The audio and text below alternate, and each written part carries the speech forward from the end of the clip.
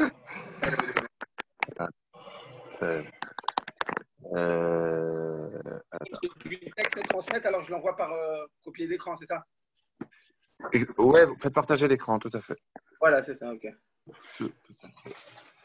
Ok, ben moi je suis ok. Alors, On peut y aller? ouais, il est 11 heures. Vous avez 4 participants.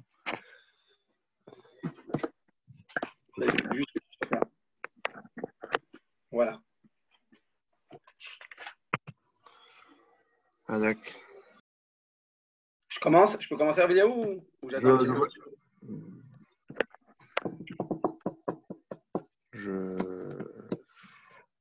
Non, je pense que c'est bon. Les gens vont arriver.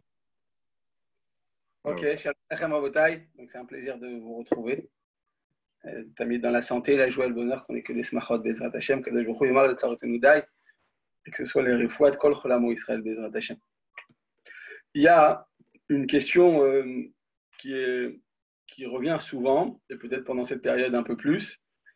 Quelle est la halakha à suivre lorsqu'on a un docteur qu'on va le voir, et puis il fait une mauvaise afrana, c'est-à-dire qu'il va mal analyser son client, son patient, et suite à cela, hein, eh bien, le patient sa situation va s'aggraver, ou bien il va perdre, il va rester plus longtemps à l'hôpital parce qu'ils l'ont mis dans une mauvaise unité, et à cause de ça, ils n'ont pas trouvé la source du problème.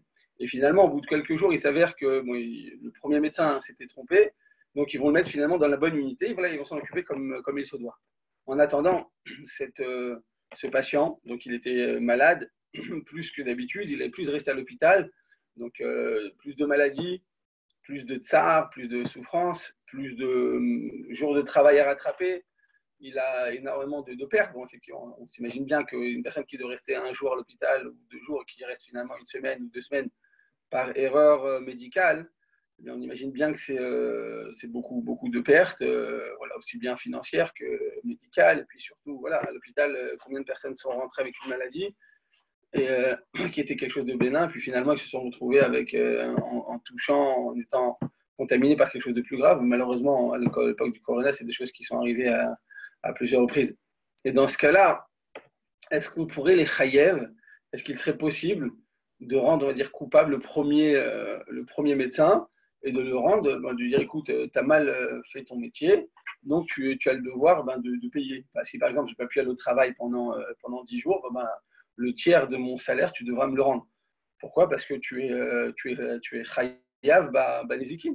Adam Wad Leolam, on apprend depuis la Kita Aleph, on apprend cette notion qu'un homme, il est toujours coupable de ses méfaits, de ses erreurs, du nézek qu'il va entraîner à quelqu'un.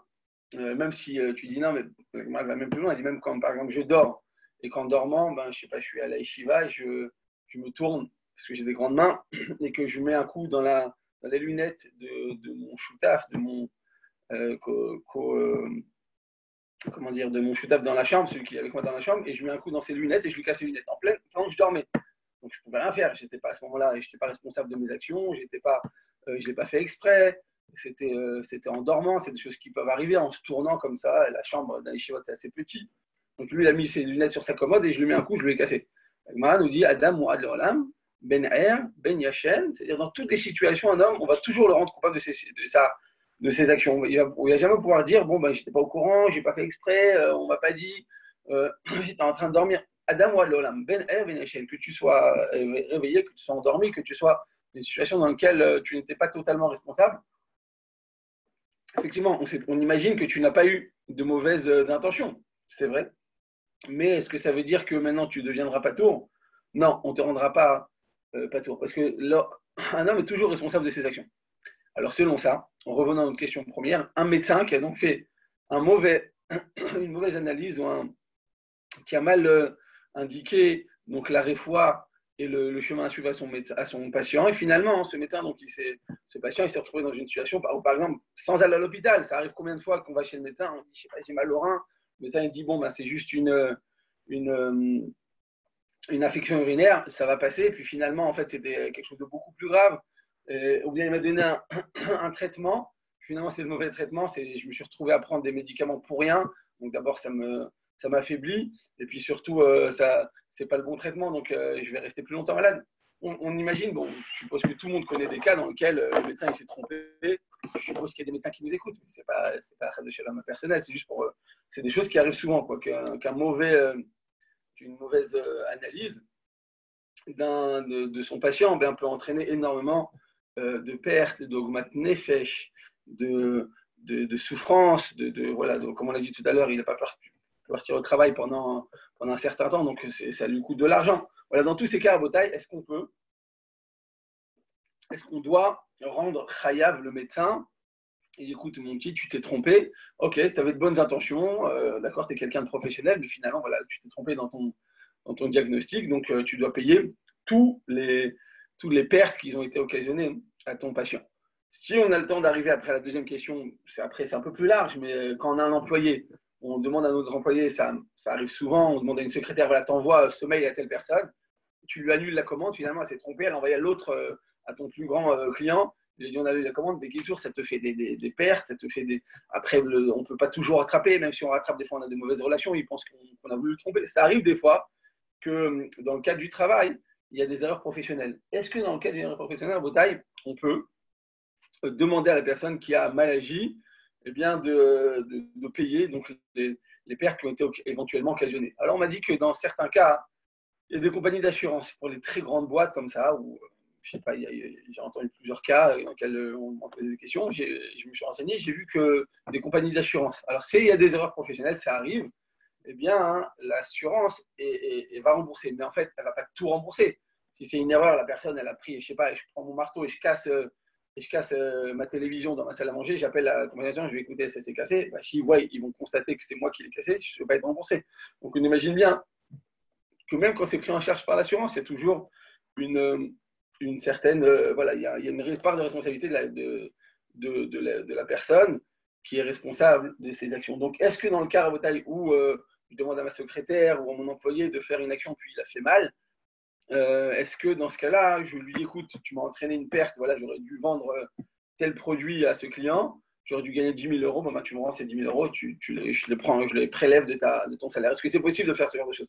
Alors, je ne sais pas si on va réussir à passer à la deuxième partie, c'est peut-être un peu moins le cas, mais en tout cas, la première partie pour les médecins, parce que c'est quand même une question qui revient, et puis voilà, en cas par exemple en Israël, quand on est malade, ils ne nous laissent pas rentrer dans les dispensaires et dans les centres médicaux. Ils ont peur ou bien qu'on soit contaminé ou bien qu'on contamine les autres, donc ils te laissent dehors. Tu dois écrire sur une feuille donc une déclaration, et puis après, ils te parlent au téléphone. Mais imaginez-vous, au téléphone, quand je dis voilà, j'ai mal là, on ne peut pas parfaitement. Et en fait, ils font ça pour dès qu'il y a une personne qui a les symptômes, tout de suite l'envoyer à l'hôpital. Bon, en Israël, ils sont très, très rapides. Et on fait des tests, il y en a, je ne sais pas, 10 000 ou 15 000 par jour. Donc, ils sont dans une situation un peu comme ça d'urgence. Et donc, j'imagine que par téléphone, il doit y avoir beaucoup plus d'erreurs, à moins que ce soit un avis, le médecin, ou je sais pas, que ce soit quelqu'un qui a 50 ans, 60 ans d'expérience, en fonction il te dit, voilà, tu prends ton doigt, tu appuies là. Mais ça, je suppose que dans ces situations, il y a aussi beaucoup d'erreurs qui sont courantes. Bon, effectivement, dans une cas extrême, dans une cas de situation extrême, alors il y a des circonstances atténuantes. Et donc, la halakha sera peut-être un peu différente. Mais en tout cas, le principe, on va le voir. Donc, avec votre permission, je passe à la Gemara. Donc, j'ai fait des photos. J'espère que j'ai fait une bonne qualité de photo. Donc, excusez-moi, je ne suis pas aussi fort, Rabbi Yehu, qui est toujours à la pointe. Une seconde. Tout d'abord, je fais la partage d'écran. S'il y a des questions à vous pendant que je fais cette manipulation, allez-y. Sinon,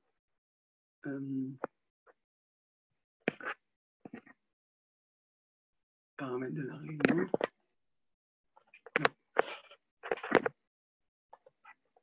Partager.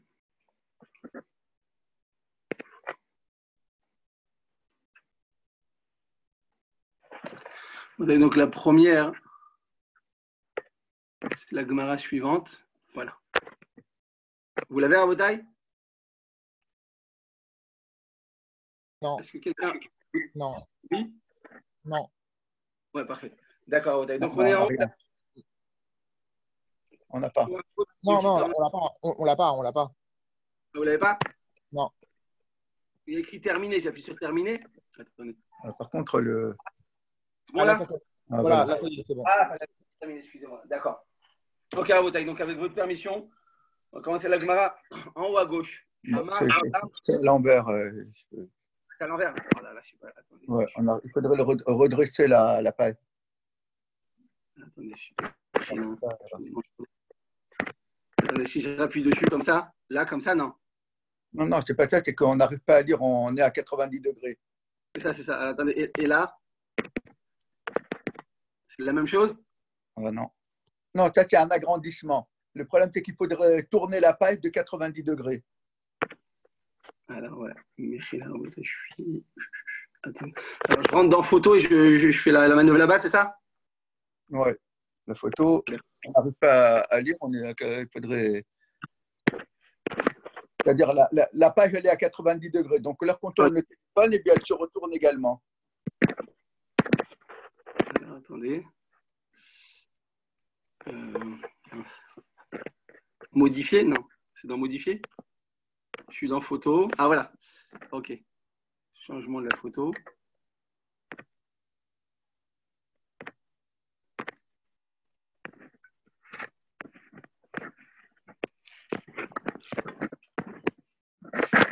Désolé, Michel, peut-être que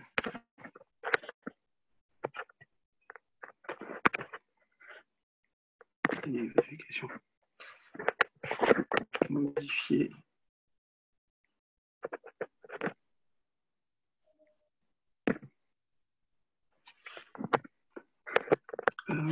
Annuler. Je suis Michel, je ne connais pas. Ah, comme ça. Ah, bah voilà. Ok, je crois que c'est bon. D'accord. Donc, je reviens. J'ai compris comment faire. La prochaine sera plus rapide. Alors, attendez, c'est pas la bonne, celle-là. Je change. Partager. Voilà. Photo.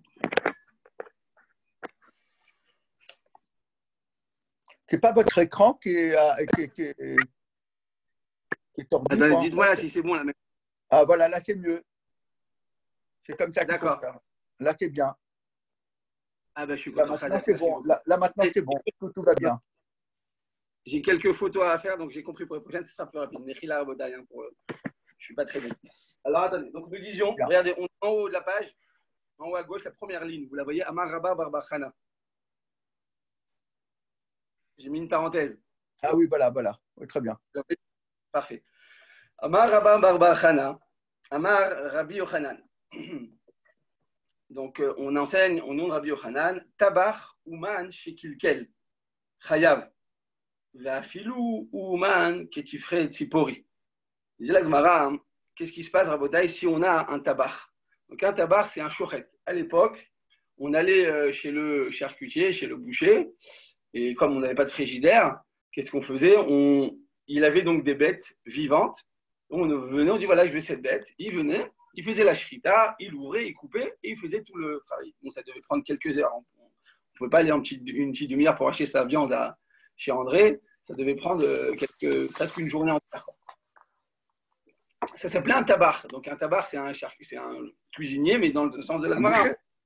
C'est un boucher, voilà. C'est un boucher qui vient et qui coupait donc de la viande en présence de son client. Donc le client vient, il pointe, il choisit sa bête et il dit voilà, je veux que tu me fasses celle-là. Donc qu'est-ce qui se passe à Rabotai? Si en faisant la shrita, il coupe mal. On sait très bien à Rabotai que dans les lois de shrita, il suffit de prendre le couteau comme ceci. Et quand je prends le couteau, il suffit que je m'arrête un peu. Quand je suis en train de couper donc la gorge de cette vache et que je m'arrête un petit peu, que cette viande passoule. Ou bien que je fasse d'un coup trop fort, ou pas que je ne fasse pas dans le bon endroit. Il y a tellement d'alarotes, c'est tellement compliqué que rendre une BMA très nevela, malheureusement, c'est très courant.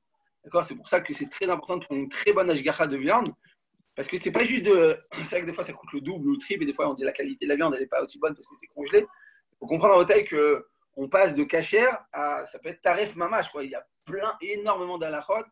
S'il n'y a pas un mashgiach et un surveillant et un responsable de la cache-route qui est tout le temps derrière, qui leur fait peur, parce que sur Ratim, imaginez-vous, depuis 5 heures du matin, ils sont en train de couper. Bon, il faut savoir qu'il y a énormément de questions et de problèmes dans les mashretot. C'est pour ça que ça vaut vraiment le coup de prendre une très très bonne ashgacha, même si ça coûte beaucoup plus cher, que la qualité est peut-être moins. Donc la Gemara nous dit, qu'est-ce qui se passe si donc le tabar, donc j'ai pris ce fameux boucher, qui était Ouman, et il a, ou Kilkel, donc il a rendu finalement cette bête, il a rendu Nevela, il a rendu donc inconsommable. Elle est plus cachère maintenant. Filou Ouman qui est Tifret Tzipori, même s'il s'agit d'un boucher qui est extrêmement baki dans son travail. C'est-à-dire, on va dire, il a le diplôme de la meilleure université, l'université d'Oxford, dans ce domaine. D'accord? Donc, on parle ici d'un boucher, mais peut-être c'est tous les corps de métier. Hein. D'accord? Donc, il est extrêmement baki dans son travail. Il a les meilleurs diplômes. Donc, Tifret Tzipori, c'était une ville comme ça assez riche, donc il y avait des bouchers qui étaient de la meilleure qualité. Et lui, qu'est-ce qu'il a fait? Eh bien, il a rendu finalement Taref, Nevela, cette bête dont il était chargé de faire la shrita. Il dit la Gemara, au nom de Rabbi Yochanan, il est chayav, il est obligé. Donc, c'est-à-dire qu'on va rendre maintenant, chayav, quand on dit chayav, on va rendre l'inverse de quitte, on va rendre chayav, comme on dit en français, Mechila. Passible ou responsable. Voilà, responsable. Eh bien, ce boucher, même si tu vas dire, ouais, mais il n'a pas fait exprès, ça fait partie du travail. C'est vrai que dans le travail, il n'y a pas 100% de réussite. Mais malgré tout, moi, maintenant, je suis un client. Eh bien, je n'ai pas besoin de prendre le cas des erreurs qui sont humaines. Et je lui dis, écoute, moi, tu me rembourses cette bête. Parce que j'ai payé la bête. Donc, tu me la rembourses. Et en plus, je ne te paye pas ton travail. Lui, il a travaillé pendant des heures. À la fin, il s'avère que c'était ta ref. Bon, non seulement je ne te paye pas ton travail, vous allez dire, c'est évident. Comme si je prends quelqu'un qui vient, qui me construit une armoire à la maison. Il arrive à la maison, finalement, l'armoire, elle ne tient pas, elle se casse. Bon, c'est certain que d'abord, je ne te paye pas ton travail. Même si tu as perdu 2 jours de travail, je ne te paye pas. Ça, c'est évident. Mais en plus de ça, l'armoire que j'ai achetée à Ikea, tu me la rembourses. On est d'accord? Vous allez dire, c'est évident. Alors, est-ce que dans tous les cas, dans tous les corps de métier, c'est comme ça? On verra. En tout cas, la Gemara nous dit dans un premier temps, il est chayav. Donc, il est coupable et il va devoir payer cette béhéma, il va devoir me rembourser. La Gemara, elle continue. Rabbi Yochanan Achi. Donc, on continue. Est-ce que Rabbi Yochanan, il a vraiment dit comme ça que le tabar, il est chayav, il est coupable? La Gemara nous amène quoi? Une histoire, un maasé chez Aya. Et voilà ce qui s'est passé là-bas. On a pris un tabar, Kamé de Rabbi Yochanan, donc on a pris un tabar, donc un fameux boucher, dans le Beth Knesset, qui était dans une ville qui s'appelait Maron. Et là-bas, on voulait savoir s'il devait payer ou pas. D'accord? Donc c'est la même histoire. On est parti chez un boucher. Le boucher, il a mal fait son travail. Il a rendu une nevela, il a rendu inconsommable cette viande. Ve'amarle, qu'est-ce qu'il lui a répondu Rabbi Yochanan? Zil aïté raya de mamchit letarnegolim. Va m'amener la preuve que tu es un professionnel, que tu es quelqu'un, eh bien, tu as ton diplôme, tu as ce qui est nécessaire. Tu n'es pas juste un chovévan comme ça. Tu n'es pas quelqu'un qui ne fait pas les choses de manière professionnelle. Tu es un professionnel, tu as le diplôme. En d'autres termes, amène-moi ton diplôme de l'université ou ton diplôme de médecin et je te rendrai quitte. Donc il lui a dit, Zil, va m'amener une preuve que tu es moumré, que tu es donc professionnel pour les tarnagolines, donc pour les animaux. Ve'afterecha, je te rendrai quitte. Donc de là, on apprend quoi, Rabotai? Donc cette histoire, elle nous prouve que quoi? Donc ce qui s'est passé à Mahon nous prouve que Rabbi Yochanan lui-même, il a dit, si tu m'amènes la preuve que tu es professionnel, donc tu m'amènes ton diplôme de médecin ou ton diplôme de technicien, eh bien je te rendrai quitte. Donc tu vois que tout à l'heure, il a dit quoi? Même s'il est moumré comme les tabachim de Tzipori, même s'il a donc le meilleur diplôme, on le rend toujours chayav. C'était le premier enseignement de Rabbi Yochanan. Et là, dans cet enseignement, il apprend quoi? Que s'il a un diplôme, eh bien, il sera quitte. Alors, il quitte ou il est chayav? Nous dit la Gemara, la kashia. Non, on peut tout simplement expliquer de cette manière. Quand Rabbi Yochanan il a rendu quitte, c'est dans quel cas? Bechinam. Quand le shofet, le tabar, le boucher, il a fait ça gratuitement. C'est mon ami. Je dis, vas-y, tu peux me faire la petite shrita, je t'en prie, vite, j'ai pas le temps, je suis en retard, vas-y, fais-moi, t'es mon ami, on a grandi ensemble. Allez, fais-moi cette shrita. Il l'a fait gratuitement. Bon, ok. Mais si il était donc moumché, il s'agit d'un professionnel, et qu'en plus de ça, il a fait gratuitement, dans ce cas-là, il n'est pas tour. Donc il a dit, amène-moi ton diplôme que tu es vraiment moumché, comme tu l'as fait gratuitement, je te rends pas tour. Quand dans quel cas il a rendu chayav, Bessachar, dans le cas, eh bien, il a rendu coupable dans le cas où il a reçu un salaire pour cela. Je t'ai payé. Donc, je vais voir le boucher, je lui donne ma bête et je lui dis, vas-y, je te paye 200 € pour faire la shrita et pour la couper et pour les peser. D'accord. Donc, il a fait tout ça en le payant, je lui ai payé. Il s'avère qu'il a mal fait son travail. Ben, dans ce cas-là, tu devras me rembourser. Pourquoi? Parce que comme je t'ai payé, bien nécessairement, tu dois me rembourser. Qui a Dama Rabizera, chez Trayev, Lo Tabar, une personne qui voudrait être toujours assurée d'être remboursée et de faire en sorte que son boucher il soit coupable. Il y a Gimlo Dinar, qu'est-ce qu'il doit faire? Il doit préalablement le payer. Avant qu'il commence à travailler, il dit tiens, voilà, je te paye ton salaire en avant, n'est-ce pas? Des fois, il y a un technicien ou un nagar qui vient à la maison, d'accord, un ébéniste, eh bien, je lui dis voilà, viens, je te paye maintenant, comme ça, je suis tranquille. En faisant cela, bon, il ne faut pas toujours faire ça, parce que quand ils sont malhonnêtes, ils vous prennent l'argent, ils partent. Il ne faut pas faire ça. Mais si tu lui donnes cet argent, en tout cas, tu es assuré que s'il fait une erreur, s'il va mal agir, eh bien, il te remboursera. Pourquoi? Parce que tu l'as déjà payé. On a dit, quand un moumché, quand un professionnel, il fait une erreur professionnelle, eh bien, s'il le fait gratuitement, il n'est pas tour, il est quitte. Mais s'il le fait Bessahar, il le fait avec un salaire, il sera Khayam. D'accord? Donc, c'est la conclusion de la Gemara. Mais pourquoi c'est important de payer avant? Si on le paye après, c'est la même chose, non? Vous avez raison, ce n'est pas important de payer avant, mais Rabbi Zera, il nous donne un conseil. Il lui dit, écoute, regarde, tu veux être tranquille. Par exemple, vous savez, il y a des corps de métier qui comportent énormément de risques, n'est-ce pas? Il y a certains métiers, je n'ai pas d'idée dans la tête, mais il y a énormément de risques. C'est-à-dire que, je ne sais pas, une chance sur deux, ça ne va pas marcher. Alors, on te dit, dans ce cas-là, tu sais quoi?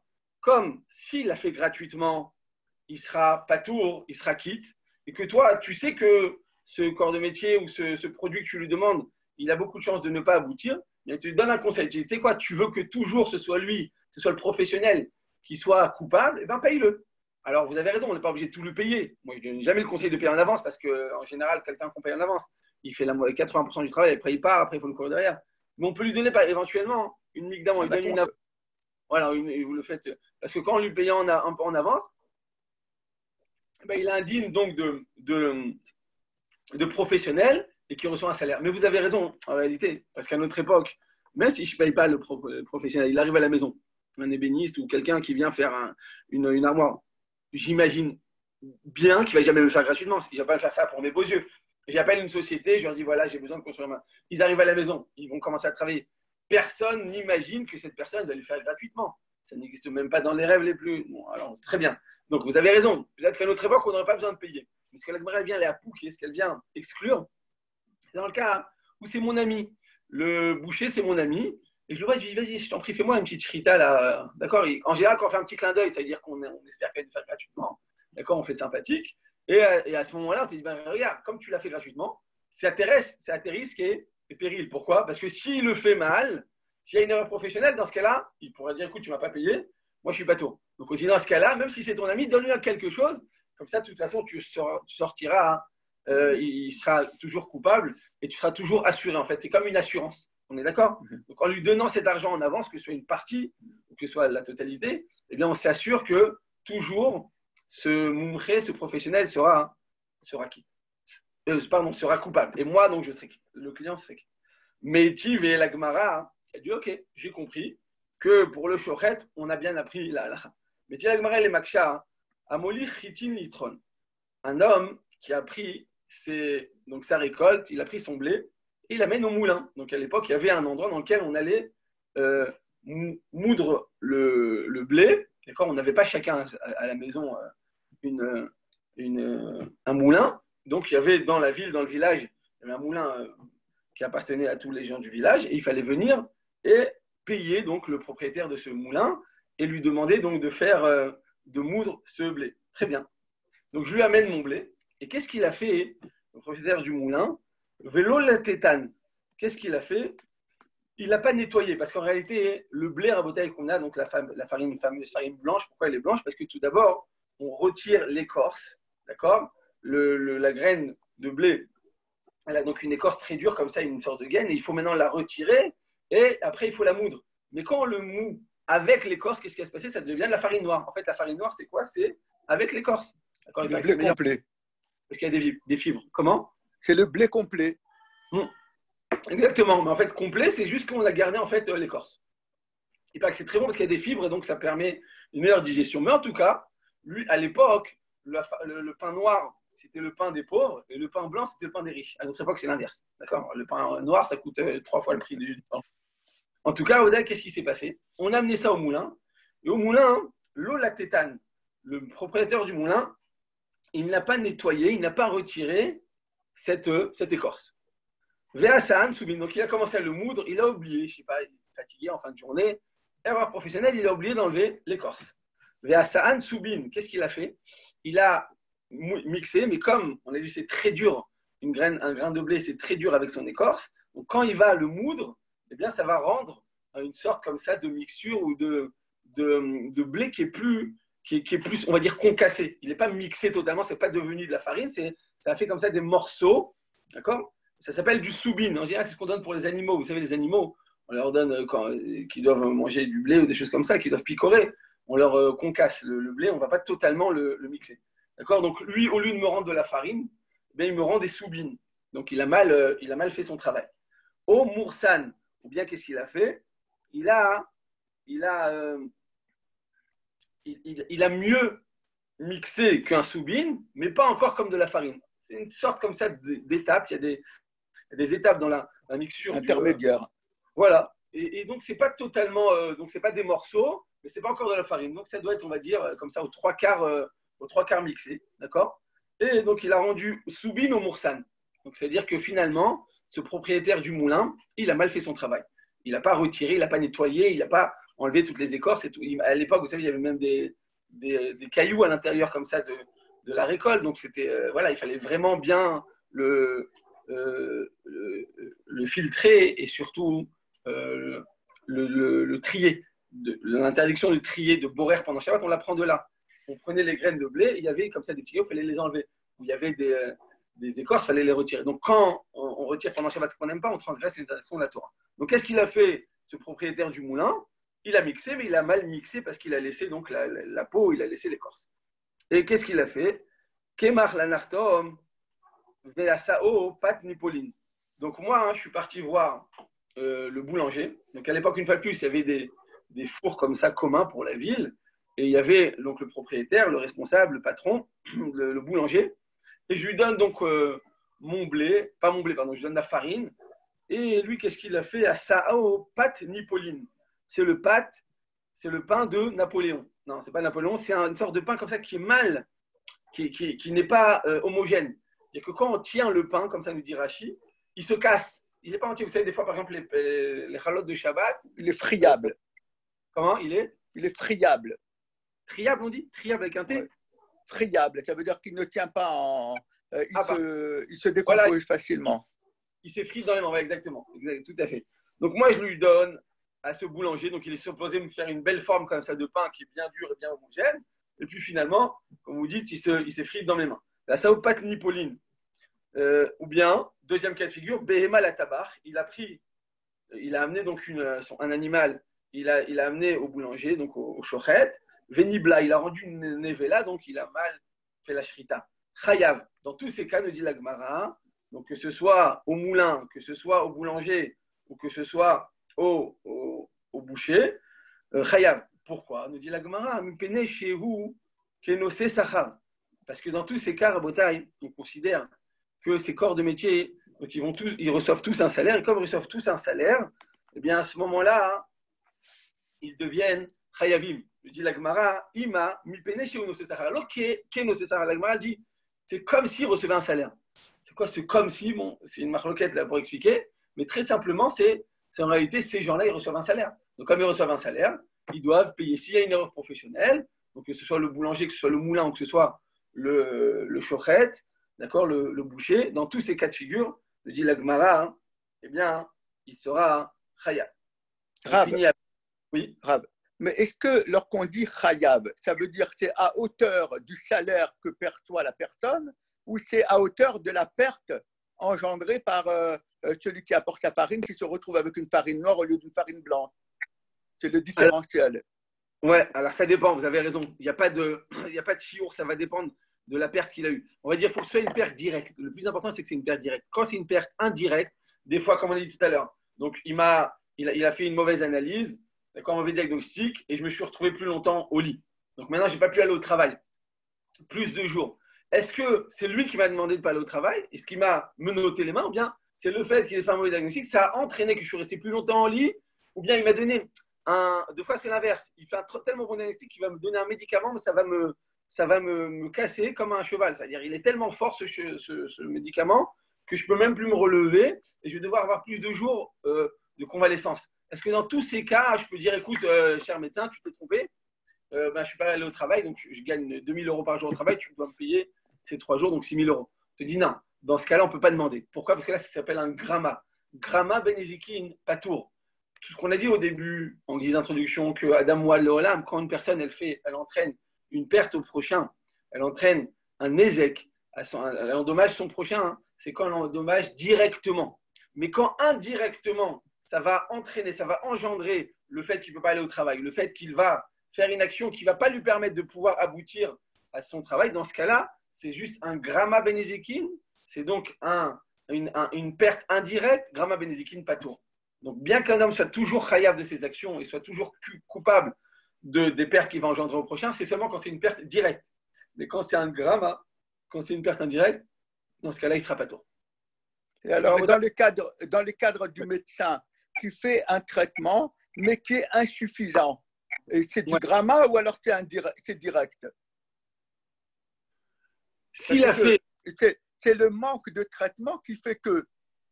Mais il a fait quand même un traitement. Ce n'est pas le traitement lui-même qui est problématique.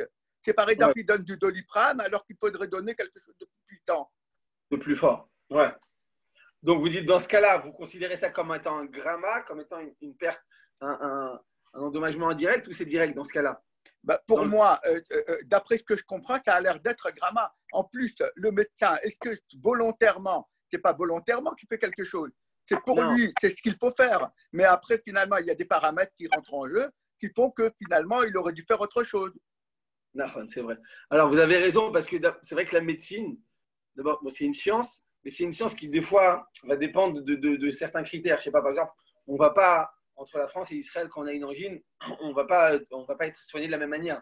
En Israël, ils donnent très, très difficilement, ils donnent des antibiotiques. Vous savez, ils ne veulent pas, ils disent que le corps, il doit sortir des anticorps, il doit trouver des trucs lui-même, et ça va renforcer le corps s'il passe la maladie. Mais en France, dès qu'on a un petit mal de gorge, on dit, je prends un antibiotique. Alors, vous avez raison, ça dépend du cadre, ça dépend des us et coutumes, ça dépend du doctorat et de la manière dont on s'occupe de ce traitement dans tel et tel pays. Vous avez raison, c'est des halakhot qui sont variables. Vous avez raison, c'est pas absolu, c'est relatif, c'est vrai. Alors, il faudrait qu'on va devoir considérer telle maladie dans tel pays, dans telle région, avec ce genre de médecin. Parce que moi, je veux voir un médecin normal, un médecin de famille. Mais, parce que j'ai un mal au rein. Mais si j'aurais voulu vraiment, je serais parti voir un responsable des reins, comment on dit, je sais pas comment, un rénatologue. Un spécialiste. Ouais, un spécialiste des reins. Moi, je lui dis, le temps que je vais aller chez le truc, ça coûte plus cher, j'ai pas le temps, il faut prendre la voiture. Là, j'ai un médecin au bout de la rue. Bon, dans ce cas, c'est mon problème à moi, c'est pas le problème du médecin. On sait bien, un médecin généraliste, en général, ils ont une notion dans tous les domaines de la médecine, mais on entend bien qu'on ne va pas attendre le même professionnalisme de ce médecin que d'un professionnel de ce membre. Donc, c'est très difficile d'évaluer l'engagement d'un médecin et la perte qu'il a entraînée. C'est très difficile. La question que j'ai posée, elle est très générale, mais en réalité, la réponse est très difficile. Dire que j'allais même plus que ça, pour qu'un Dayan puisse donner une réponse, dans ce cas-là, il faut que lui-même ait des notions de médecine, ou en tout cas qu'on lui explique de manière précise pour savoir est-ce que le médecin généraliste, quand il a analysé son client, son patient, est-ce qu'il aurait pu lui-même le trouver? Bien non, c'est pas dans ses capacités. Donc lui, il a fait ce qu'il pouvait. À partir du moment où l'homme il fait ce qu'il peut, et il s'est pas trompé, mais c'était pas suffisant. Dans ce cas, on va pas le rendre khayab.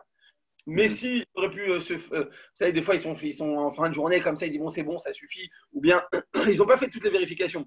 Je sais pas, par exemple, ça aurait pu être une grippe, mais s'il avait fait tout, il peut me vérifier au niveau, me prendre ma température, me prendre un prélèvement de la gorge et me prendre mon pouls. Mais il a fait que 2 des vérifications sur 3. Alors dans ce cas-là, oui, s'il avait fait tout son travail et qu'après il s'est trompé, bon c'est plus de sa faute. Mais s'il n'a pas fait toutes les vérifications parce que lui il est sûr, alors non, vous avez raison, dans ce cas-là, on pourra le rendre khayab.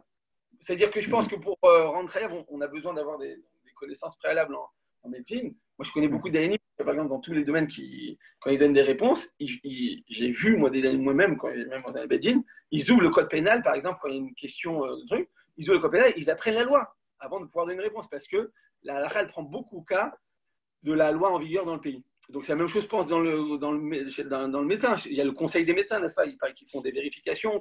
Si je me plains en tant que patient, je dis que je me plains sur le médecin en disant qu'il a fait un mauvais traitement ou qu'il a fait un mauvais diagnostic. Ils vont vérifier selon les données qu'ils ont. Et s'il s'avère qu'il est coupable, selon la loi, même selon la halakha, on le rendra coupable. Ça, c'est sûr. D'accord. Donc pour finir cette Gemara, avant d'arriver au Rishonim, la Gemara, elle dit... elle raconte une histoire après avec la Shrita. Bon, après, c'est dans la robe de Shrita, on ne va pas rentrer dans ça maintenant. Alors, on va juste d'abord conclure cette Gemara avant d'arriver au Bet Yosef et au Shulchan Aruch. Donc, la Gemara, elle dit comme ça, que quand je vois un professionnel et que ce professionnel s'est trompé, donc une erreur professionnelle, mais qu'il n'a pas reçu de salaire pour donner donc son diagnostic, la halakha le rend quitte. Pourquoi? Parce qu'il est professionnel, donc on va dire qu'il est protégé par son diplôme, parce que son diplôme lui donne plus de crédibilité. Mais s'il n'a pas reçu de salaire, dans ce cas-là, on le rendra quitte. Mais par contre, s'il a reçu un salaire, il sera chayav, il sera donc coupable de tous les pertes qui ont été engendrées envers cette personne. Alors, je passe. Attendez, j'ai compris comment faire pour vous envoyer la deuxième feuille. Ne bougez pas. Partagez. Voilà.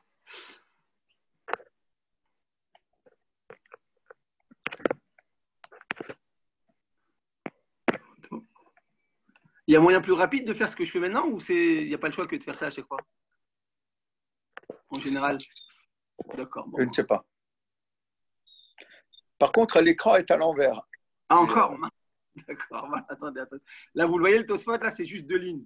Vous le voyez ou... Oui, mais c'est à l'envers. C'est 90 degrés. Ah, mince. On voit en...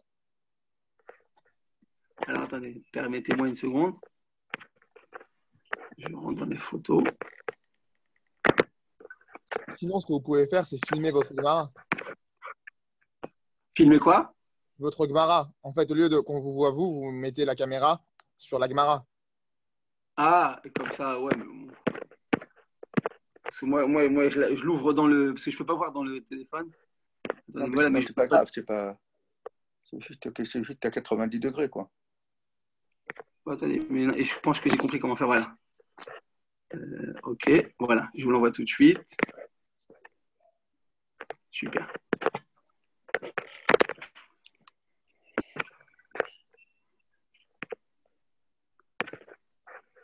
Sinon c'est quoi comme Gemara? Ah, c'était dans Baba Kama, ouais, vous avez raison, j'aurais dû vous le dire au début. Baba Kama, ça dit Gimel, mais ça dit tête, pardon, mais ça on l'a fini. Sinon on peut aller la chercher et puis comme ça on suit directement. Celui qui a une Gemara, et ça vous évite de faire tout ça. Ouais, bon, pour la prochaine, là, d'accord. Là c'est bon, là. Là c'est bon, d'accord. Regardez ce qu'on a dit. On a dit, pour quelle raison on va le rendre quitte? Parce qu'on va le rendre, pardon, chayav. On a dit parce que, on a dit dans les 3 cas, le moulin, le boulanger et le boucher, eh bien, dans les 3 cas, ils seront chayav. On dit pourquoi ils seront coupables, nous dit l'Agmara, parce qu'il est kenosé sachar, n'est-ce pas? Parce que c'est comme s'il recevait un salaire. On a dit à partir du moment où il y a un moumri qui reçoit un salaire, il est chayav. Regardez ce que dit Tosfot.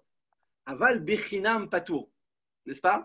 Donc vous voyez le premier Tosfot, Ima, Mipeneshu kenosé sachar, aval bechinam patour. Si ce professionnel il n'aurait pas reçu de salaire, s'il aurait fait ça gratuitement, il aurait été patour. Afalgav de Adam ou Aleolam. Même si un homme, il est toujours coupable de ses actions, il est toujours coupable de ses méfaits, tout endommagement qu'il va entraîner, il sera chayav, il sera coupable de payer, il sera obligé de payer. Adam ou Aleolam. Be'ones ki hay lo mechayev Adam hamezik. Il dit la Gemara par contre, regarde, il y a des onassim que l'homme n'a pas besoin de payer. Bien qu'un homme, il est toujours coupable de ses actions, toujours il devra payer, toujours il devra prendre la responsabilité de ses actions. Je ne savais pas, on ne m'a pas dit, je n'ai pas fait attention, c'était en chemin. Non, l'homme, il est toujours chayav tout le temps. Mais il y a des onassim qui sont que l'homme, on ne va pas pouvoir le chayav. Par exemple, si par terre, il y a un objet, et moi je marche dessus, j'étais au Beth Knesset comme ça, et je marchais, puis je suis marché dessus, je l'ai cassé. Alors, s'il était de côté, et qu'il était comme ça bien rangé, et que moi, j'ai détourné mon chemin. Alors, dans ce cas-là, c'est moi qui ai rentré dans son domaine. Donc, dans ce cas-là, je serai chayav. Mais si maintenant vous avez vu votre objet en plein milieu comme ça du Beth Midrash, et moi je suis en train d'étudier les yeux fermés, boum, je me tombe et je me casse les nez, ou je vous ai cassé l'objet, je peux pas dire, vous avez pas dit non, tant pis, tu n'avais qu'à regarder. Non, écoute, là c'est un honnête qui n'est pas normal, d'accord? Ou bien je sais pas, si votre objet il était en l'air, d'accord, il était mal imbriqué. Moi juste en passant, mon pull s'est attrapé à l'armoire et ça a fait tomber par terre. Écoute, tu l'avais mis à peine d'une manière très très instable, c'est ta faute, c'est pas de ma faute. Donc nous dit Tosfot, regarde, c'est vrai qu'un homme il est toujours coupable, mais il y a tout de même, on fait quand même une distinction. On fait une distinction à Botaï entre un honnête gamour et un honnête normal. Quand c'est trop, quand c'est vraiment pas de ta faute, alors dans ce cas-là, tu seras pas tour. Donc on a fini ce Tosfot et maintenant on va arriver au Shulchan Aruch. J'ai peut-être une idée. Attendez, dans ce cas-là, j'ai peut-être une idée. Je vais faire écran, d'accord? Avec votre permission. Là, vous voyez mon écran, peut-être? Oui, là, c'est bon. Enregistrement de l'écran.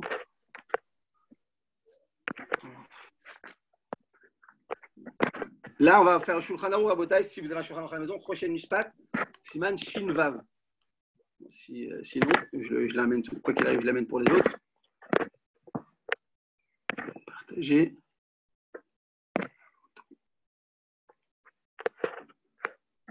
Voilà. Shulchan Aruch. Attendez, vous le voyez tordu normalement.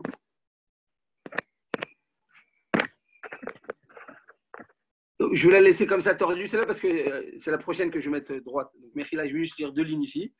Amaré, Dinar, le Shulchani. On va voir, à l'époque, il y avait comme des changes, vous savez, pour changer l'argent.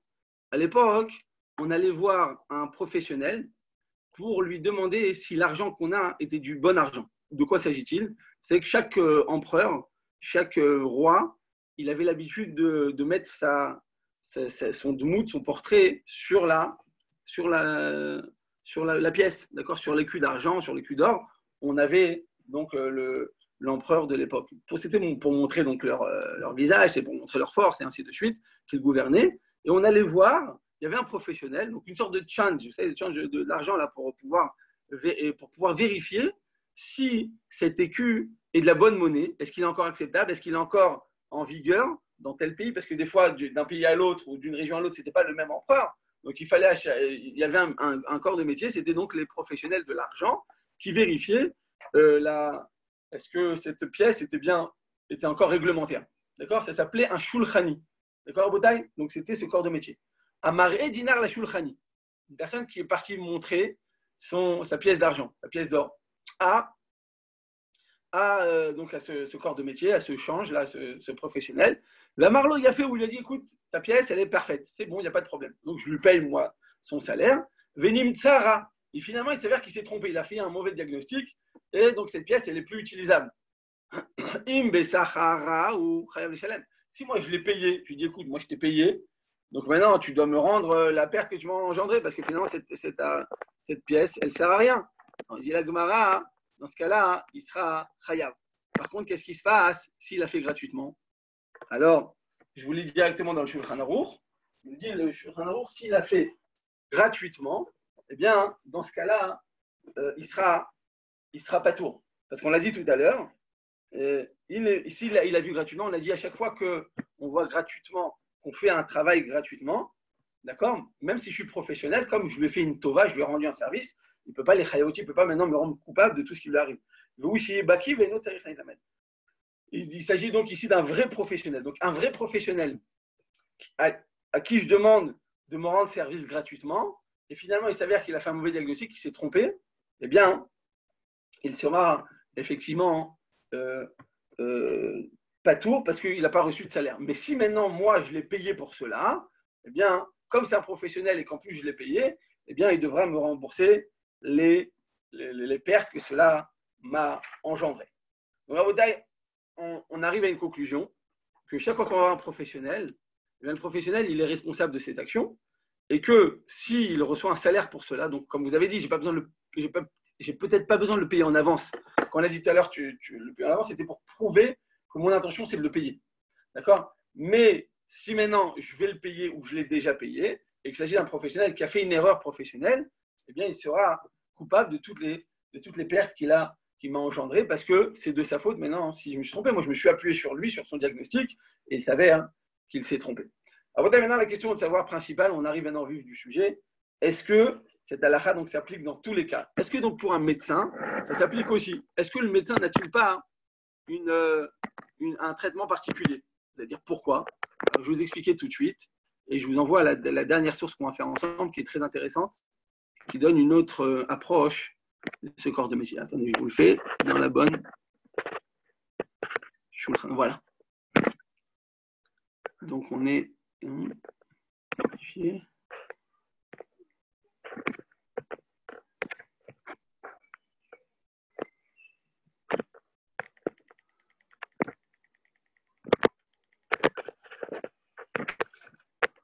Voilà votre taille. Donc je vous envoie la dernière source pour qu'on puisse arriver à la conclusion au sujet d'un médecin qui a fait un mauvais. Là, vous l'avez à votre taille? Vous le voyez? Oui. Parfait. Alors, Torah Ta'adam, c'est le Ramban. Le Ramban, Nachmanide, il écrit comme ça. Kachieli, il dit, je ne comprends pas. Ah, Detania Betosef, tu as Rofeuman. Vous avez en haut de la feuille à votre taille? Rofeuman, Sheripa, Bereshut, Beddin. On a demandé à un professionnel, un médecin, qui a l'autorisation du Beddin. Bon, à l'époque, on disait le Beddin. À notre époque, les poskim disent qu'il s'agit d'un. Voilà, il a son diplôme d'université. D'accord? Université, je l'ai dit, reconnue, parce qu'on m'a dit qu'il y a certains pays dans lesquels le niveau de médecine n'est pas très élevé. Donc, qu'est-ce qu'ils font maintenant, par exemple, dans l'Union européenne? Ils vont dans ces pays pour prendre un diplôme, après ils reviennent en France. Je parle d'un vrai diplôme qui est vraiment reconnu. D'accord? Un diplôme qui est reconnu par un certain conseil des médecins qui vont reconnaître ce diplôme. Vézik, Arès dégolé. La Gemara dit si un médecin, il s'est mal occupé de son patient et à cause de ça, son patient est mort. Alors la Gemara nous dit, la Tosefta nous dit que cette personne-là, ce médecin, devra aller en galoute. À l'époque, il y avait donc des irmiklat. Quand j'ai tué quelqu'un par inadvertance, je dois aller me réfugier dans ces villes de refuge. N'est-ce pas? Il y en avait 6 en Israël, 3 Miéver et Yarden et 3 de l'autre côté du Jourdain. Et ils devront aller en galoute. Alors le Ramban dit, je ne comprends pas. Pourquoi on dit ça, que cette personne devrait aller en galoute? Alma onesh shogag et jbadavar. On voit qu'on punit cette personne, on punit ce médecin. Veyesh lomarach. Il répond comme ça. Donc vous voyez, c'est la deuxième ligne qui est soulignée. Arofé kedayan metsuve ladun. Il dit qu'un médecin, il a le même rôle, la même responsabilité, je vais dire, pas le même rôle, la même responsabilité que quoi? Que un dayan. Un dayan, un juge, il est obligé de juger. Donc toi, tu as des connaissances, tu as fait des études pendant 20 ans, tu as appris prochaine Ishpat, et maintenant, tu as une question qui t'est posée. D'accord? Et tu as les deux parties, et personne ne peut répondre d'autre que toi. Bah, tu es obligé de répondre. Ah oui, mais je ne peux pas, je suis trop anave, je ne suis pas du niveau. Écoute, si tu as les connaissances et que tu as fait du chimouche, tu es obligé, tu peux dire non, bah, tu ne peux pas te rendre quitte. De la même manière qu'un dayan, qu'un juge, il est obligé de donner son jugement, eh bien un médecin qui a les compétences, qui a les capacités et qui a les diplômes, il est obligé de s'occuper de son patient. S'il s'est trompé, sans le savoir, il n'a pas fait exprès de lui faire du mal à son patient. Il a fait ce qu'il fallait, puis finalement, il s'avère qu'il y a eu une erreur. Les erreurs sont humaines, ça peut arriver. Quand c'est une petite erreur, on a toujours une marge d'erreur qu'on peut tolérer. Si c'est une grosse erreur, il est venu avec un mal de ventre, et toi tu dis, bon, prends un truc pour le mal de ventre, enfin, il avait une grosse appendicite ou c'est devenu une péritonie. Bon, bah, dans ce cas-là, tu aurais pu vérifier, appuyer sur un endroit précis, tu aurais pu faire ton médecin. Là, c'est peut-être plus grave. Mais quand c'est une erreur, on va dire qu'on peut tolérer. Il y a une tolérance. Pas, il y a un pourcentage d'erreur. Alors, il dit, dans ce cas-là, nous dit le Ramban, en alav onesh klal. On ne peut pas le punir. Il dit pourquoi? Parce que la Gemara dans Sanhedrin nous dit comme ça. Shema yomar dayan, mali betsa arasé. Le juge, il va dire écoute, laisse-moi tranquille. Parce que si je me trompe, qu'est-ce qu'ils vont faire? Ils vont m'attaquer en jugement. Et moi, le dayan, je vais devoir payer maintenant la perte que j'ai entraînée à telle personne parce que je me suis trompé dans mon jugement. L'erreur est humaine. Laisse tomber. Je préfère pas rentrer dans ça. Mali betsa arasé. Pourquoi tu veux que je rentre dans ça? Ça ne sert à rien que je en mauvais français, que je me prenne la tête avec ces personnes-là. Je sais qu'après, ça va me retomber dessus. Il dit la Gemara, non, on ne peut pas faire ça. C'est pour cela qu'on va rendre quitte le dayan. Si un dayan s'est trompé, normalement, il n'a pas le droit de se tromper. Il doit tout faire pour ne pas se tromper. Il doit être le plus investi possible dans le dossier pour être sûr de ne pas se tromper. Mais si envers, et malgré tous les efforts qu'il a fait, il s'est quand même trompé, eh bien, tu sais quoi? On va rendre quitte le Dayan. C'est-à-dire que le Dayan, on m'a dit même ça se passe comme ça, même dans les tribunaux, ils ont une sorte d'assurance comme ça qui les rend quitte. Parce qu'imaginez-vous qu'ils font une erreur, je ne sais pas, il y a une question comme ça de millions d'euros en jeu, et moi je fais une erreur d'un demi-pourcentage, et puis finalement, je vais toute ma vie travailler pour rembourser cette personne. Je te dis non. Il y a une sorte de protection, je ne sais pas comment on dit ça, je ne sais pas quel est le terme juridique, une sorte de protection. Il y a un terme comme ça précis ou c'est une sorte de protection, hein? Non, je sais pas. D'accord, c'est une sorte de protection pour protéger le Dayan, le juge et même le médecin. Nous dit le Ramban, de la même manière qu'un juge, eh bien, donc cette protection qui va lui permettre de faire son travail comme il se doit. Parce qu'imaginez-vous, à chaque fois qu'il va avoir peur de se tromper, il va dire, bon, laisse tomber, il va se retirer, ou bien il va donner raison à l'autre pour être sûr qu'il ne se fasse pas attaquer. Ça va devenir la débandade. Donc on dit pour pas que ce soit comme ça, et pour que le Dayan soit le plus sûr de ses décisions, eh bien on va le protéger. Il va jouir d'une protection particulière, que même s'il se trompe, et qu'en général, une personne qui se trompe, il est toujours khayab, il est toujours coupable, eh bien le Dayan, ce sera différent. Nous dit le Ramban, de la même manière que pour le Dayan, pour le juge, c'est différent. Il en est de même pour le médecin. Le médecin aussi, il faut le protéger. Pourquoi il faut le protéger? Alors il dit comme ça. Il dit, c'est la Gemara qui le dit, c'est une Gemara dans Sanhedrin. Shema Yomar Dayan, Mali Betsarazé, laisse-moi tranquille, je ne veux pas me salir parce qu'après ça risque de me tomber dessus. Talmud Lomar, Imachem Bedavar Mishpat. Akadosh Baruch Hu, il est avec vous. Akadosh Baruch Hu, il vous protège, c'est-à-dire vous jouissez d'une protection divine. C'est Akadosh Baruch Hu lui-même qui vous protège. El la Dayan, El Amashena Vrot. Un juge, il n'est capable de juger qu'en fonction de ce qu'il voit. Si maintenant il y a des choses qui sont cachées, mais la personne elle est venue avec un faux dossier, tout était tellement bien fait, il n'aurait pas pu. Le Dayan, c'est un être humain, c'est pas une machine, il ne travaille pas au Mossad. Donc, il lui a amené toutes les données, et lui, en fonction de ces données, il a donné un psagdin, il a donné maintenant sa décision. Alors, il ne sera pas tour. Pourquoi? Parce qu'El Dayan, elle a un machine Navrot. On ne va pas le rendre coupable que peut-être, s'il avait vérifié dans le fin fond, il serait parti lui-même en demandant de l'aide du Mossad, il aurait trouvé que ce n'était pas des vrais papiers. Non, on n'a pas besoin de demander ça. On va selon la situation régulière et normale. El Nadayan et la Machir et Nav Root. On ne va que selon ce qu'il voit. Alors il dit comme ça, là je passe à la ligne qui est soulignée. Afkan Midina Adam Patour Minatashloumi. Il dit il en est de même pour le médecin. Le médecin, on va le rendre quitte. Pourquoi? Parce qu'en réalité, qu'est-ce qu'il a fait? Lui, il a fait ce qu'il pouvait. Il a fait ce qu'il devait. Alors il est vrai que dîner Shamaïm dans le ciel, si tu aurais pu faire plus et que tu ne l'as pas fait, alors Kadosh Baruch Hu va te demander pourquoi tu n'as pas fait autant plus que ce que tu pouvais, ou en tout cas au maximum de tes capacités. Mais si humainement possible, tu as fait ce qui était possible, même si tu aurais peut-être fait encore un peu plus, on te rendra quand même quitte. Parce que on veut te protéger, on veut que tu fasses bien ton métier. Être médecin à Boutaï, regardez ce que dit le Ramban, Rofeuman, Chéripé, Birchut, Bedin, Patour, Midina Adam.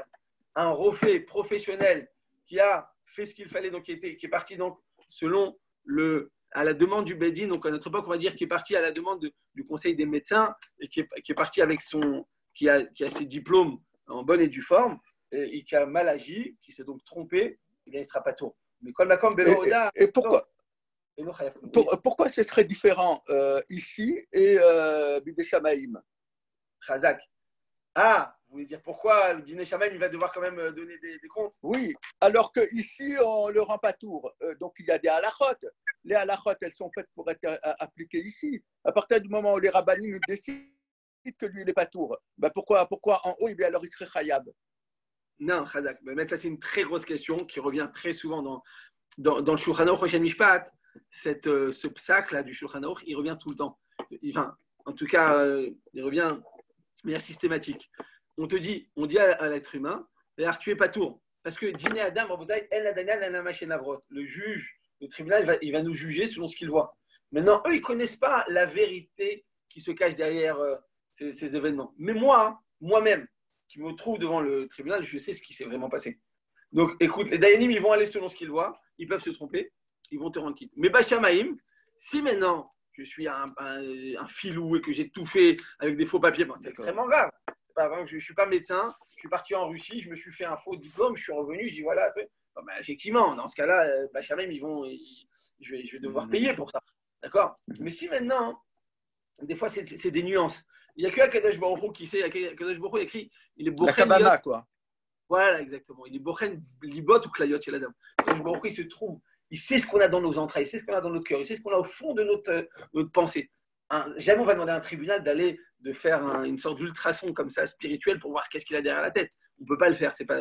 Donc on dit, écoute, dîner Shamaïm, dîner Adam, tu peux pas. Mais vous avez raison, c'est une très grosse question parce que très souvent on voit à la Gemara qui dit que ce qu'on décide sur terre, on le décide aussi dans le Olam Haba. Ça va ensemble. C'est-à-dire qu'en d'autres termes, c'est le tribunal ici-bas qui va dicter au tribunal d'en haut ce qui se passe. Et j'entendais souvent, mais un petit truc, quand on faisait la veillée de Shavuot, il nous amenait souvent des. Le Bachamaïmri, on dit dans la Marloquette Rabbi Eliezer. Exactement. Voilà, cette Gemara, je l'ai fait à plusieurs reprises avec Rav Truc parce qu'il disait, il voulait montrer donc la force des Chachamim. Mais comme vous dites, mais il y a des cas dans lesquels on voit que tu n'es pas tour Baolam Hazé. Mais Baolam Haba, on va dire qu'on est plus Médagdek. Voilà, je pense que la réponse, elle est là. Dans ce monde-ci, il y a un niveau de tolérance qu'on va pouvoir permettre. Mais dans le Olam Haba, il n'y a pas de tolérance. Ça veut dire que si un médecin, eh bien, il traite un patient. Et oui. Après, dans sa cabana, lui, il a fait ce qu'il pouvait. Mais après, finalement, ben, ça n'a pas marché. On ne pourra pas, dans le Olam Haba, lui tenir rigueur. Exactement. Alors, je vous propose de passer à la source 8. Et c'est ça, c'est ce que vous venez de dire. C'est exactement ce qu'il y a écrit dans Shulchan Aruch. Regardez, on est dans Shulchan Aruch. On n'est plus dans Choshen Mishpat. Maintenant, on est dans Yoredea. Yoredea, donc c'est les lois à appliquer, ce qui est caché, ce qui est à sourd. Siman Shin Lamed Vav, donc chapitre 336. Nitena Natna Torah Reshut les refait les rapports. La Torah a donné la permission aux médecins de nous guérir. Pourquoi la Torah a besoin de le donner? Parce qu'en réalité, si la Torah n'avait pas dit qu'on a le droit d'aller voir un médecin, on n'aurait pas le droit du tout. C'est-à-dire qu'Hachem, il a décidé qu'on soit malade, qu'on ait une grippe et qu'on souffre pendant 2 semaines. Et avec un médecin, on va souffrir que pendant 2 jours. Et non, tu n'as pas le droit, tu dois souffrir. Normalement, on doit accepter le din d'Akadosh Baruch Hu sur nous. Jusqu'à que la Torah est venue. Venatna Torah Reshut les rapports. La Torah a donné la permission aux médecins de guérir. Vous comprenez? Parce que c'est un dessein divin. Hachem, il a voulu qu'on souffre, il a voulu qu'on soit malade, et puis le médecin en décide autrement. Alors on a l'impression que ça va à l'encontre d'Akadosh Baruch Hu. La Torah te dit non. La Torah a donné aux médecins la capacité et le droit de nous guérir. L'autorisation de guérir. Voilà, parce que sinon, vous savez, à l'époque, il y avait des gens qui regardaient dans les astres, ils donnaient des, comment on dit, ceux qui regardent les boules, là, comment ça s'appelle, des astrologues? Non. Comment on appelle? Les dizaines de bonnes aventures. À l'époque, ça existait vraiment, ça. Et c'était une chorma, c'était une vraie science. C'est une vraie science, c'est-à-dire ils savaient vraiment prédire l'avenir. Alors dans ce cas-là, on va dire, tu sais quoi, pour éviter que dans ma vie j'ai des écueils, je vais aller voir cette diseuse de bonne aventure, elle va me dire, ou ne pas me tromper. Les voyants. Voilà, des voyants. A priori, ça ressemble à un médecin ou pas, d'après vous? L'idée, c'est qu'un médecin, il nous permet de ne pas souffrir, d'accord? Ou de ne pas rester avec notre maladie. Ou bien, il nous évite des fois des maladies. Tu écoutes, arrête de manger tel aliment, sinon tu risques de tomber malade. Donc finalement, si on convient que tout vient d'Akadosh Baruch Hu, eh bien, en allant voir ce médecin, finalement, je vais à l'encontre de la volonté d'Hachem. Hachem, il aurait voulu que je souffre avec tant et tant de taux de graisse dans mon corps et j'aurais dû donc souffrir avec des maladies. Et puis, en allant voir un médecin, j'ai pu éviter. Donc, finalement, je vais à l'encontre de la volonté d'Hachem, oui ou non? Alors, c'est un peu comme la diseuse de bonne aventure, comme le voyant. Le voyant, quand je vais le voir, il permet de ne pas me faire avoir ou de ne pas rentrer dans des mauvaises aventures. Enfin, plus théoriquement. Mais le voyant, la différence, c'est que le voyant, il voit par rapport à l'avenir, alors que le médecin, lui, traite des symptômes qui existent. Il ne projette pas sur l'avenir. Non, mais si par exemple, il voit que je commence maintenant à avoir un grand, beaucoup de, comment ça s'appelle, de graisse dans mon corps, comment on dit ça? Les graisses? Ouais, non, mais il me dit, cholestérol, voilà. Cholestérol. Ah, cholestérol. Voilà. Je vois que je commence à avoir du cholestérol. Alors, il me dit, écoute, si tu n'arrêtes pas de manger tel et tel aliment, tu risques vraiment de tomber malade et tu risques de truquer, on va devoir te faire tel traitement, tu risques de perdre. Même les bons médecins, ils nous permettent. Ils voient les conséquences. Voilà, de voir en avance, de nous permettre de ne pas tomber malade plus, ou de ne pas être dans une situation plus grave. Et quand même chez les médecins, ça existe. Mais vous avez raison, en général, on va voir un médecin que quand on va mal. Alors là, il nous retire la maladie. Mais ça arrive des fois d'aller voir un médecin et puis en prévention, il va nous permettre de nous éviter. Vous avez raison, c'est très différent du voyant, mais c'est juste l'idée.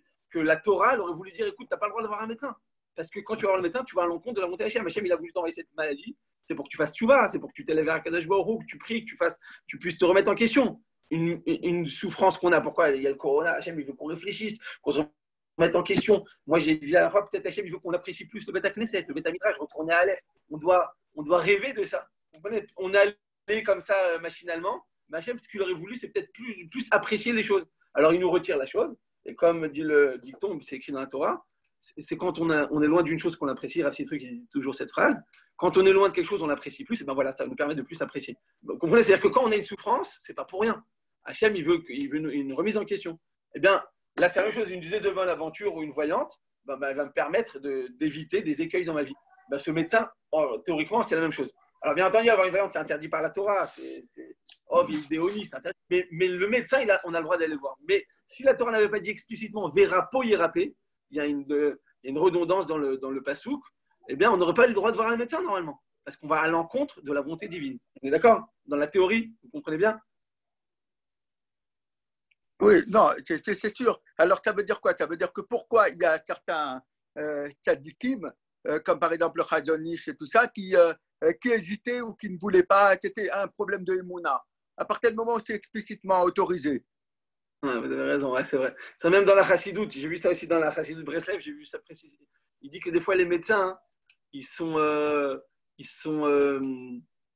considérés. Bon, d'abord, il a écrit dans Perkei Avot, Atov chez Barofim, la Gehinam.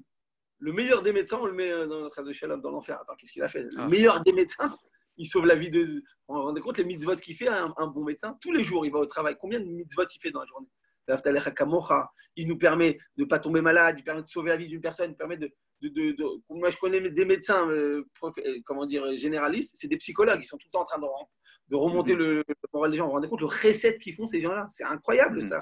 Donc, et la Torah dit le meilleur des médecins, il va au Gehinam. On dit pourquoi? Parce que très souvent, le meilleur des médecins, celui qui se sent meilleur, il dit c'est moi qui décide, tu vas vivre encore 3 jours. Et des gens, finalement, voilà, on a beaucoup d'histoires comme ça. Plusieurs médecins lui ont dit il avait des gros problèmes de cœur. Il me dit que tu finiras pas l'année. Bon, finalement, lui-même, il a enterré beaucoup de ses médecins. Quoi. Il a vécu 100 ans et Bechesed Hachem. En tout cas, vous avez raison. On doit prendre cela en Eravon Mougbal, avec des proportions, parce qu'on ne peut pas totalement s'appuyer sur le médecin. Mais on a le droit d'aller voir le médecin. C'est ça ce que nous dit la Torah. On a le droit d'aller le voir. Mais est-ce qu'on doit totalement s'appuyer sur lui? Non. C'est la réfoua, c'est la fila qui prie, qui va marcher. Donc, et comment vous expliquez ce que vous avez dit pour le meilleur des médecins va au Gehinam alors? Ah voilà, j'ai dit parce que quand il se prend pour le meilleur des médecins, il dit voilà, je te donne un cours, un truc. Il pense que c'est lui qui décide. C'est la Gaba, quoi.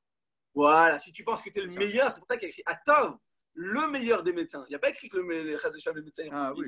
Le meilleur des médecins, et lui, il est Rogain, parce que tu te prends pour quelqu'un. Tu crois que c'est lui, quoi. Voilà, il pense qu'il se prend. Et malheureusement, j'ai déjà entendu des professeurs comme ça qui disent qui ne croient pas en Dieu. Il y a des médecins qui croient énormément en Dieu parce qu'ils voient des miracles médicaux tous les jours. Il y en a d'autres qui. Ils pensent que c'est tellement. Tout est donné dans la réfoua, dans la science, que finalement, ils ne croient plus du tout. Donc, donc je vais lire à bouteille pour finir le Shulchan Aruch dans Yoredea. Natna Torah Rishut la Ropé. Vous avez le numéro 8 avec moi? Natna Torah Rishut la Ropé les rapports. La Torah a donné l'autorisation aux médecins de guérir. Au mitzvahi. Nous dit le Shulchan Aruch, c'est une mitzvah. Ou bichlal pikuach nefesh. Quand tu es un médecin, c'est une mitzvah que tu fais. Parce que tu viens sauver la vie des gens. Pikuach nefesh, c'est une mitzvah de horaïta que tu fais. Quand on sauve la vie d'une personne, c'est comme si on avait sauvé tout un monde, tout un univers. Vous monnaie à Atmo, arrêtez de faire d'amim. Si par contre un médecin il refuse de pratiquer, il dit non, c'est dimanche aujourd'hui, je suis pas dans le cadre de mes fonctions, c'est chauffeur d'amim, on va lui demander des comptes à ce sujet parce que c'est comme s'il avait fait couler du sang. Yesh, non. Shelo minakol adam zochel idrapot ou mihulo itasek berfoua il a une ken ou baki. Regardez ce qu'il dit, donc la troisième ligne du Shulchan Aruch. Une personne n'aura pas le droit de commencer à exercer ses fonctions de médecin. Et il a une ken ou baki, à moins qu'il s'agisse de quelqu'un qui est extrêmement donc, professionnel, qui a les diplômes pour cela. Velo yeshel sham gadol. Il n'y a pas un meilleur médecin que lui. C'est-à-dire que, je sais pas, par exemple, faire une opération à cœur ouvert. Et moi maintenant, je suis un stagiaire. Et à côté de moi, il y a un professeur international. Je dois lui laisser lui-même le faire parce que lui, c'est sûr qu'il va mieux le faire que moi. D'accord? Chez Imloken, arrête ce chauffeur d'ami, si maintenant moi, je n'ai pas les capacités et que j'ai envie de commencer à. Et il y en a malheureusement qui font ça, ils font pour s'habituer. On donne des fois des stagiaires, mais c'est tuer la personne que de faire ça. Maintenant, s'il fait ça en présence de professionnels derrière lui, alors d'accord, ils vont lui dire s'il fait une erreur. Mais s'il le fait tout seul, nous dit Shouchan, c'est chauffeur d'amim. Veimripa chez l'Oberchut Bedin, Chayav Vetashtomim. Si un médecin, il a guéri, il a commencé maintenant à exercer sans l'autorisation du Bedin. Donc, je vous dis l'autorisation du Bedin à notre époque, le Tzitz Eliezer, il écrit, Eliezer Waldenberg, il dit que quoi? Que c'est recevoir un diplôme de l'université, du conseil des médecins. Donc, si maintenant. Le conseil de l'ordre. Voilà, le conseil de l'ordre. S'il s'agit maintenant d'un médecin qui a reçu donc, le diplôme pour cela, qui n'a pas reçu le diplôme, pardon, Chayav Betashloumi. Lui, il sera coupable de toute perte qu'il a engendrée. Afilou, il m'ouvre même s'il s'y connaît. Il dit, mais moi, je m'y connais. Ouais, tu t'y connais, mais tu n'as pas les diplômes, laisse tomber. Tu n'as pas le droit d'exercer ta fonction. Vimripa Bershut Bedin Veta. Regardez, ça répond à votre question. Si maintenant, donc je suis l'avant-dernière ligne du Shulchan Aruch numéro 8, Vimripa Bershut Bedin. Si maintenant cette personne, elle a eu l'autorisation d'exercer, donc elle a le conseil de l'ordre. Veta, Veizik. Et il s'est trompé parce que l'erreur est humaine. Veizik, il a entraîné une perte. Une patour midina Adam. Cet homme-là, il sera quitte. Il sera quitte, on ne peut pas le rendre. Chayav maintenant de quoi que ce soit. Vechayav Vedin Shamim. Donc on l'a dit tout à l'heure, eh bien, quand même, si il était professionnel, mais il n'a peut-être pas tout fait ce qu'il aurait pu faire. Parce que c'est vrai que très souvent, à 90% des cas, les vérifications qu'il a fait, elles suffisaient. Mais il aurait pu faire encore plus de vérifications, mais ça suffit d'habitude, il ne se trompe pas. Et là, dans ce cas-là, il s'est trompé. Ça arrive. D'abord, pas tous les corps n'agissent de la même manière ou pas réagir de la même manière. Alors, il te dit, Veimemi, Dvonado, Sheshaga, Gola, Liado, donc il dit, Shulchan Aruch, qu'un médecin, au taille, il a une sorte de protection particulière. Ce n'est pas comme un corps de métier différent, dans lequel chaque personne, elle est chayav. Si j'ai un employé, j'ai une secrétaire, elle a mal fait son travail, et elle a entraîné une perte, elle devra tout me payer. Mais quand c'est un médecin ou quand c'est un dayan, ils ont une sorte de protection particulière. Pourquoi? Parce qu'on a envie d'encourager les médecins à faire ça. Ce qu'ils font, c'est une mitzvah. Donc, pour les encourager, si à chaque fois ils ont peur, ils ont une épée de Damoclès sur la tête, ils disent mais peut-être que je vais me tromper, peut-être que je vais devoir payer, peut-être toute ma vie je vais devoir travailler. Je connais des gens qui ont fait des erreurs professionnelles, toute leur vie, ils payent leurs erreurs. Mais on te dit quand c'est un médecin ou quand c'est un dayan et qui ont fait le maximum, ils ont fait tout ce qu'il fallait et finalement ça n'a pas abouti, eh bien, ils ont une protection et dans ce cas-là, on va les rendre quittes d'une erreur qu'ils aient pu faire. Une fois qu'ils ont fait tout ce qu'il fallait, qu'ils ont tous les diplômes nécessaires et qu'ils n'auraient pas pu faire plus, dans ce cas-là, on les rendra quittes. Ils seront totalement pas tours. Comme on l'a dit, c'est une très grande mitzvah ce qu'ils font, donc il faut les encourager, ce corps de métier.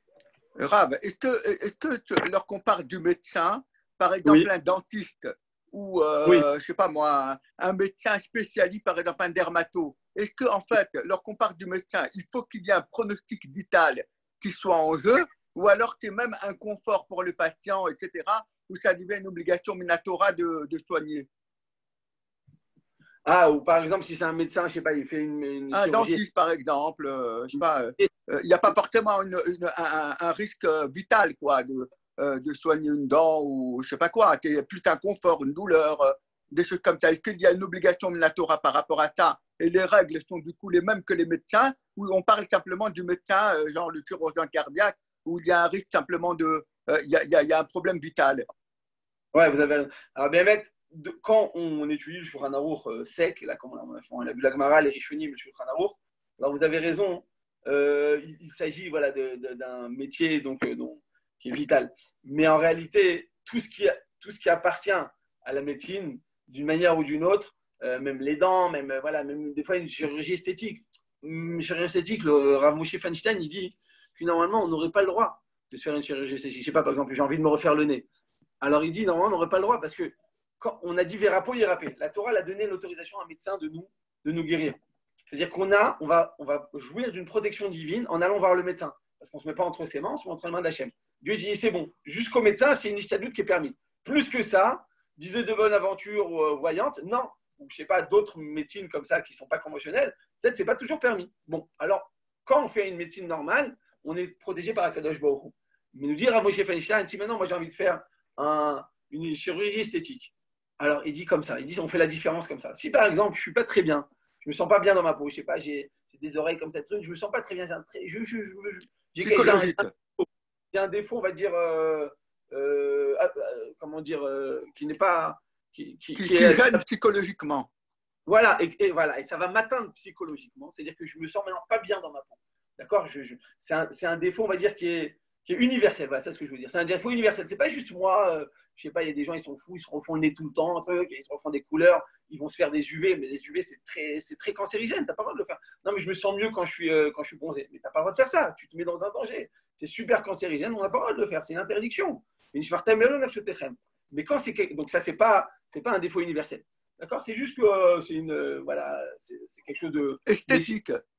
Voilà, exactement, c'est juste esthétique. Mais si maintenant c'est esthétique, mais c'est presque vital chez moi, c'est que ça a des répercussions psychologiques. Je me sens pas bien dans ma peau, d'accord. Donc il s'agit, on a dit, d'un défaut qui est universel, d'accord, que tout le monde reconnaît que c'est un défaut. Dans ce cas-là, j'ai le droit d'aller voir le médecin et même de faire une chirurgie esthétique. Pourquoi, nous dira Moshe Feinstein? Il dit parce que être touché psychologiquement et moralement, c'est peut-être aussi grave que d'être touché physiquement et médicalement. C'est-à-dire que des fois, de ne pas se sentir bien dans ça a les mêmes répercussions.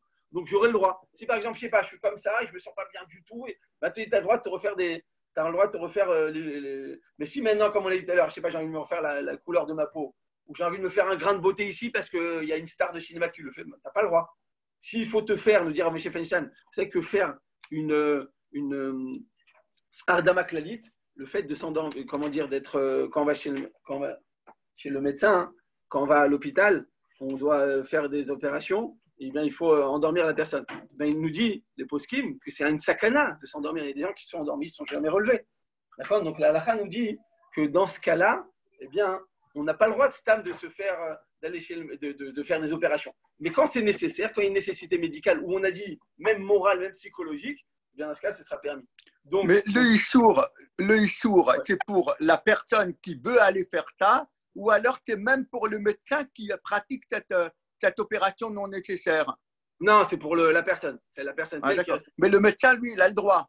Oui, il a le droit. À partir du moment où le patient lui demande, quoi. Il est consentant. Non, c'est sûr. Non, mais non, regardez, si vous êtes médecin, vous êtes chirurgien esthétique et que vous avez, je sais pas, une vieille de 90 ans qui vous dit, refaites-moi un visage d'une femme de 20 ans, et on sait qu'en l'endormant, celle-là ne va pas se relever, voilà, très peu de chance, non, on peut refuser. Même les médecins, j'ai des fois des médecins qui me demandent. C'est le risque. Voilà. Dans ce cas-là, on ne peut pas dire non, elle va me payer, de toute façon, elle me paiera, c'est son problème à elle, elle est consentante. Si on est sûr, on va dire, de l'échec, dans ce cas-là, on ne doit pas consentir, on n'a pas le droit. Oui, d'accord. Au médical, on a le droit de refuser. Moi, j'ai déjà des gynécologues qui m'ont dit qu'ils ont refusé. Ça se passait bien. Je ne sais pas, par exemple, faire une appala, vous savez que chez un goy, le fait de perdre un enfant, enfin de tuer l'enfant dans le ventre, c'est encore plus grave que chez un juif. Et bon, des fois, il y a des gynécologues, on leur pose des questions comme ça. On leur dit voilà, est-ce que vous pouvez me faire une appala alors il dit écoutez, moi je fais pas ça parce que c'est pas dans mes voilà, il dit pas au niveau de la religion, il dit c'est pas dans ma manière de voir les choses. Allez voir mon collègue, il vous le fera aussi. Mais il paraît que ça passe. Mais si maintenant l'État l'oblige à faire tout ce qui est nécessaire, vous avez raison, dans ce cas-là, il faut vérifier au cas par cas. Mais en tout cas, M. Feinstein nous dit si c'est une chirurgie esthétique et qui nécessite donc une ardama klalit, donc d'être totalement endormi et que donc ça comporte un danger, eh bien dans ce cas-là, il dit si c'est pas absolument nécessaire et qu'il n'y a pas des conséquences psychologiques sur moi, eh bien j'ai pas le droit de le faire. Je sais pas, j'ai envie de me refaire les épaules, j'ai envie d'avoir plus musclé comme ça, on n'a pas le droit de le faire. On se met dans un danger. Et puis tu vas à l'encontre de ce qu'Akadosh Baruch Hu a décidé. D'ailleurs, ça dit en passant à Boutaï, quand on fait une comment on dit Ardama Klalit, quand on s'endort totalement à l'hôpital, une anesthésie générale. Ben, selon la halakha, faut faire, selon le Shulchan Aruch pour les Sfaradim, il faut faire la bracha en montant la Torah. Il faut faire à Gomel. À Gomel. Ah oui. Pourquoi? Dès qu'on s'est allongé dans un lit malade, eh bien, on est obligé de faire à Gomel. À plus forte raison, les anesthésies générales, même si ce n'est pas courant. En général, quand on fait une anesthésie générale, on s'en sort très bien. Mais il arrive qu'à chez Mishmor, qu'il y a des gens, ils ne se sont pas sortis, ils sont encore… Et alors, l'anesthésie locale pour un dentiste, par exemple, il faudrait le faire? Ouais. Non, d'accord. Ouais, ça, il n'y a aucun problème. Parce qu'on a allongé ça. Mais général, il dit que ça comporte un vrai danger. Et donc, quand Nafkamina, si nous, on a dû faire une intervention quelconque, on doit faire la bracha à Gomel. Même d'ailleurs, une personne qui a la fièvre, selon le Shulchan Aruch, qui a une grippe, qui est allongée, à partir du moment où elle est alitée, même 2 heures, nous dit Shulchan Aruch, elle est juste alitée, et après, voilà, elle prend des médicaments, ça va mieux. D'accord. Pas elle est allongée parce qu'elle est fatiguée ou un peu mal à la tête, mais elle est réellement malade. Même une maladie bénigne, nous dit sur un an, il faut faire à Gomel. Il faut minimum 39 de fièvre ou pas? Comment? Il faut minimum 39 de fièvre pour considérer qu'il faut faire après le gomel après? Même pas. Ça va dépendre de l'âge. Si c'est un enfant, par exemple, qui est plus jeune, même à partir de 38,5, ça dépend de combien. C'est-à-dire s'il a dû s'allonger, voilà, il peut plus pratiquer. Il a besoin maintenant de repos, il a besoin de prendre des médicaments et pour cela, ça s'appelle nafal la mishkav, c'est ça. Qu'il est alité, mais pas juste fatigué, hein, ou pas juste une migraine, on parle d'une maladie. Mais après, il s'en est sorti même au bout d'une heure. Hein. Il est écrit, il s'est allongé et il s'est relevé, il doit faire un gomel. Donc, à plus forte raison, il y a plusieurs personnes qui m'ont demandé en France, ils ont eu le corona. C'est certain, le Kula Alma, il faut faire la bracha à gomel. Parce que ça peut être mortel, même si Baruch Hashem, la majeure partie des gens n'ont pas été. Mais je veux dire, c'est une maladie. Et pour les Sfaradim, il n'y a pas de question. À partir du moment où il y a de la maladie, on tousse, on a tous les symptômes, c'est certain qu'il faut faire la bracha à gomel. Dès que ce sera possible, dès qu'on pourra pouvoir monter à la Torah, on espère Bekarov. Bezrat Hashem, voilà. Amen. Chazak, Rabotai, Toda Rabba. On n'a pas répondu à la deuxième partie, peut-être à l'occasion. Parce qu'en fait, les autres corps de métier, voilà, là on a dit que médecin, on arrive à la conclusion que médecin c'est comme un dayan, ils ont une protection particulière, donc ils seront quittes pour la plupart des erreurs qu'ils ont pu occasionner. S'ils ont fait tout ce qu'il fallait, tout ce qui leur incombait. Toda Rabba. Toda Rabba, merci. Dieu bénisse. Shabbat Shalom. Shabbat Shalom.